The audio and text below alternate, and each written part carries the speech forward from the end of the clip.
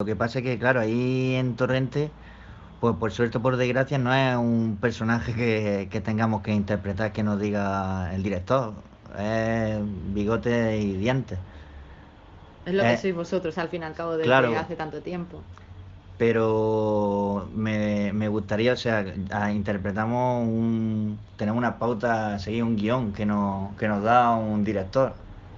Se basan, estudian nuestro personaje, de cómo somos, lo que nos gustan las películas de los 80, los 90, crean un vestuario, por ejemplo, en la 5 que es futurista y en base a esto, pues lo crean. Ya no sé lo que te iba a decir yo.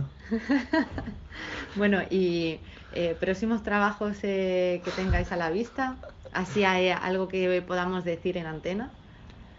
Pues próximo trabajo. Terminé una versión de Pinocho. Una versión así un poco tenebrosa. Pero me enteré que Guillermo del Toro iba a lanzar una para Netflix el año pasado, un episodio, y me viene un poco abajo. Pero bueno, en cuanto saque el presupuesto para comprar la tela verde ahí en manta, para hacer croma y hacer Pepito Grillo, todo saldrá adelante y veréis una gran obra degradante. Pues muchísimas gracias. Muchas gracias a ti y a vuestro programa. Adiós.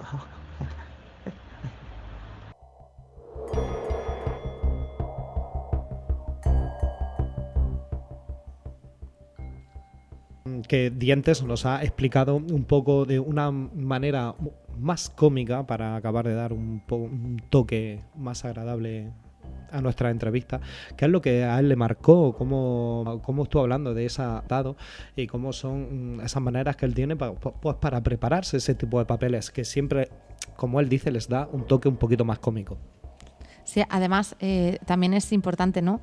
Algo que comenta que para él, como actor, hay un antes y un después en las películas de antes, de esas décadas de los 60, 70, 80, donde se inspiran mucho, tanto su hermano Bigotes como él Dientes, ese dúo, se inspiran mucho a la hora de crear sus personajes. Vemos esa diferencia en el cine actualmente, si la comparamos con el cine de los años 50, los años 60.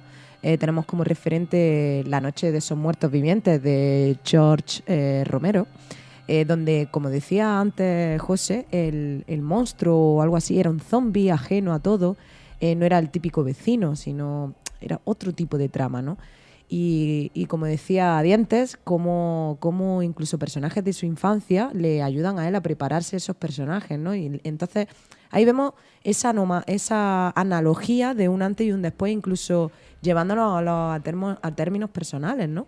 Incluso nosotros mismos tenemos un antes y un después en nuestra infancia, en nuestras creencias, en nuestros miedos. Sí, además, bueno, por lo menos sí es cierto que, mira que estamos hablando de Game, de todo el miedo que ha dado, ¿no?, a la sociedad y demás, pero sí es cierto que yo, por lo menos en esa entrevista con Dientes, con mi paisano, me lo pasé muy bien.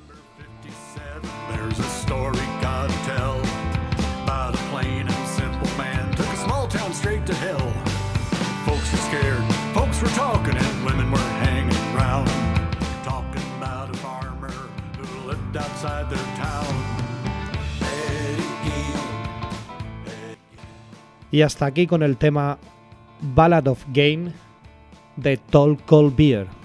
Finalizamos nuestro especial de Halloween en Crímenes de la Historia.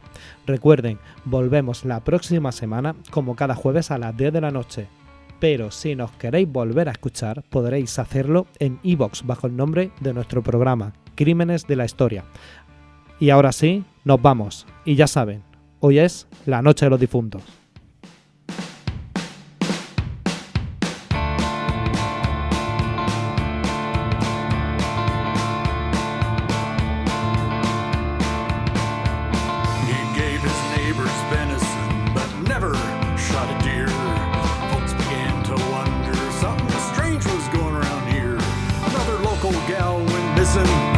Some folks thought her dead. Sheriff found her dressed out in the back of Eddie's shed. Eddie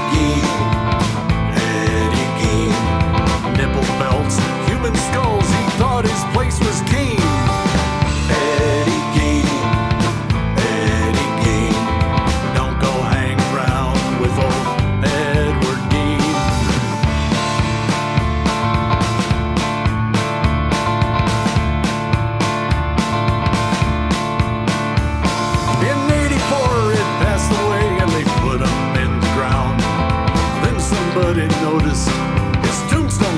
found. Someone put it on eBay, thought they'd make a sale.